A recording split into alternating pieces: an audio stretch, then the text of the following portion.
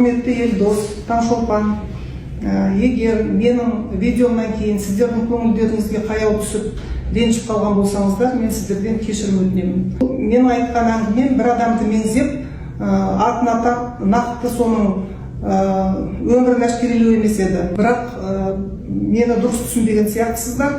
Менің видеом желіде бар болғаны жарты сағат, бір сағаттың көлемінде тұрды.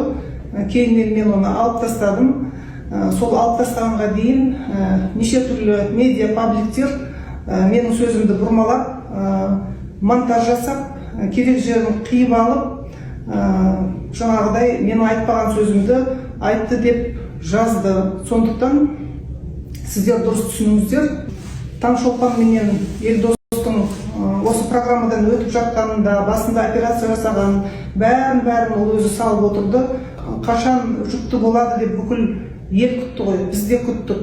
Құдайға шүкір осы күнге жеттік. Менің жалпы айтқым келгені, мынау қазіргі кезде ер адамдарда бедеулік болса, онда қазіргі кезде медицина жаңа технологиялардың арқасында көмекке келе алады. Қазір осындай суперсовременный технология микроскоптың арқасында көзге көрінбейтін аталық ұрықты, аталық безден алуға болатын мүмкіндік бар. Менің айтқым келгені осы еді. Елдос молодец, ол өзінің жаңағы бүкіл тарихын айтып, басқа ер адамдарға үміт берді. Көбіңіз менің видео салған оригинал видеомды көрген жоқсыздар. Тек қана бөтен пабликтерден монтаж жасалған, қырқып өздеріне ғана жаңағыдай пайда болатын информация таратты. Бір-бірімізді дұрыс түсінейік, ағайын. Елдос біздің жерлесімізсіз, бауырымызсыз. Сондықтан мен сізге ешқандай зиянымды тигізгім келген жоқ, сөзбен де. Бүкіл халықтан да кешірім сұраймын. Кешірім сұраған ұят емес. Кешірім сұрағаннан ешкімнің беделі түсіп қалмайды. Мені дұрыс түсінеді деп ойлаймын сіздер. Ашуға салынып, агрессиямен айтқым келіп тұрған жоқ. Перизат Байқошқарова ханым, сіз бізді емдеген жоқсыз.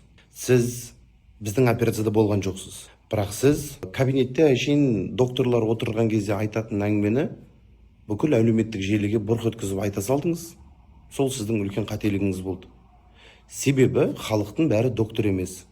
Еще сіз айтқансыз, Елдос сияқты ұрық жоқ, бедеу жігіттер бізге көп келеді, это күнделікті жасалатын операция. Біріншіден, операция жасалмай бедеу деген диагноз қойылмайды. Как доктор сіз оны біліп тұрсыз. Врачебная тайна, медицинская этика деген нәрсе неге жоқ. И вообще мен ол клиникада тегін емделген жоқпын. Ел қатарлы ақшасын төледім, рекламаға деп келіскен жоқпын. Мен от души жасадым. Білесіз ба, от души жасадым. Себебі біз сияқты қанша семья бар. Солар міне біз танитын бағанағы мықты деген врачтарымызға барсыншы, емделсінші, тексерілсінші, может оларда да боқ қалама деген сондай оймен жарнамасын жасап, негізі сіз біздің доктор емессіз, бірақ каким-то образом сіз біз туралы айтып жатсыз. Айтатын болсаңыз, басынан аяғынан түсіндіруіңіз керек еді. Елдосқа операция жасатқан жерлерінде бесплодие деген диагноз қойған, бірақ біз өзіміздің аппаратпен, мықты докторлармен операция жасаған кезде, оказывается, ол бесплодие емес екені шықты, ұрық табылды, яғни ұрық жүру жолдары қысылған, соның салдарынан шықпаған деген сияқты толыққанды бір ел түсінетін ақпарат айтуыңыз керек. Сіз тұрғансызда Елдоста ұрық жоқ, және сол сияқты жігіттер күнделікті келеді дейсіз, бірақ оны халық қалай түсінеді? Сіздің тура сол айтқан жеріңізді ғана кесіп алғанда бүкіл әлеуметтік жерге таратып жіберген. Просто сіз білікті маман ретінде, мықты врач ретінде, профессионал ретінде бұндай информацияны дұрыс бас аяғы барғып айтуыңыз керек еді. Және де 8 жыл бұрын, немесе 7 жыл бұрын біз Таңшолпан екеуміз сіздің алдыңызға барғанда, біздің анализді алмай жатып, біз сізге диагнозды айтқан кезде, сіз бізге бала асырап алыңдар, пайда жоқ деп шығарып салғансыз. Содан кейін ең мықты деген Байқошқаровалар бізге пайда жоқ емделгеннен деп айтқаннан кейін біз шетелге бардық. Шетелдің бәрін аралап жүріп айналып келгенде қайттан сіздерге келдік. Себебі сіздерде мықты аппаратпен мықты врачтар бар деген соң келіп бір көрейікші дедік, көрдік, результатын берді. Қазір енді ойбай, Елдоста ұрық жоқ екен, онда қалай қатыны екі қабат болып жүр деп бүкіл ел шулап жатыр. Менің қазір әйелім жылап отыр. Нерв, стресс, депрессия, ол үші екі қабат баланың денсаулығына әсер етеді. Сіздер ондаймен айналысасыздар ғой, сіздер оның бәрін білесіздер ғой. Біз не істейміз енді? Қайға барамыз енді? Мен қалай жұбатам? Елдос Қалауов пен Танчоның жүкті болғанын айтып елдің бәрі тілеулес болып жатыр, құттықтаулар келіп жатыр бізге. Біздің Экомед клиникасының ұжымына рахметін айтып жатыр.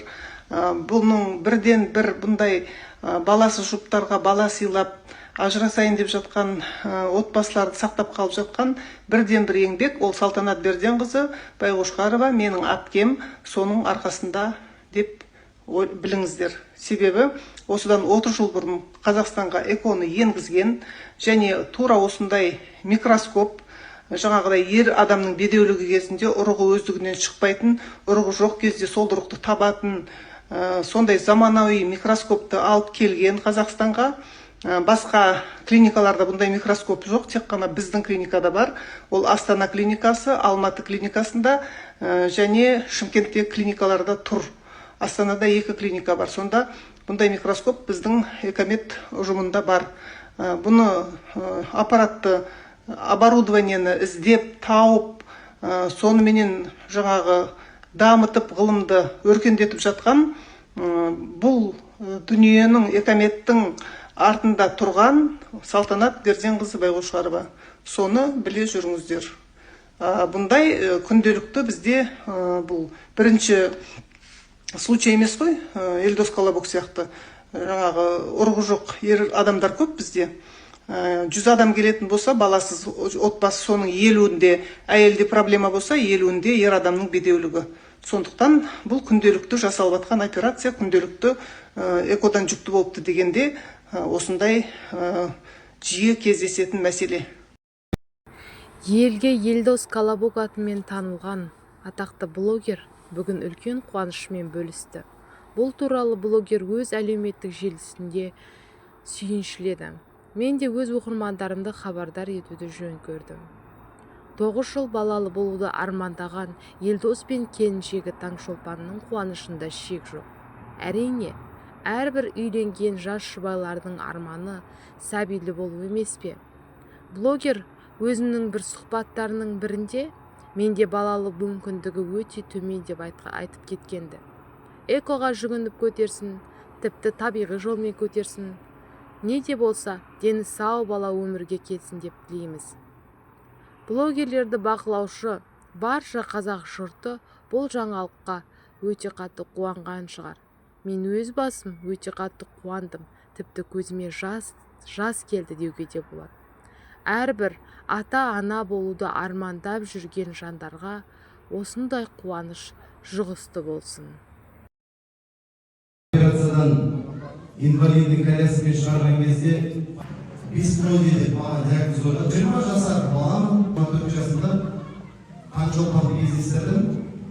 Таңшолпанға бірақ үйленудің алдында мен айттым. Қиындыққа бірге төтеп береміз десек, келдік деп ұсыныс тастадым.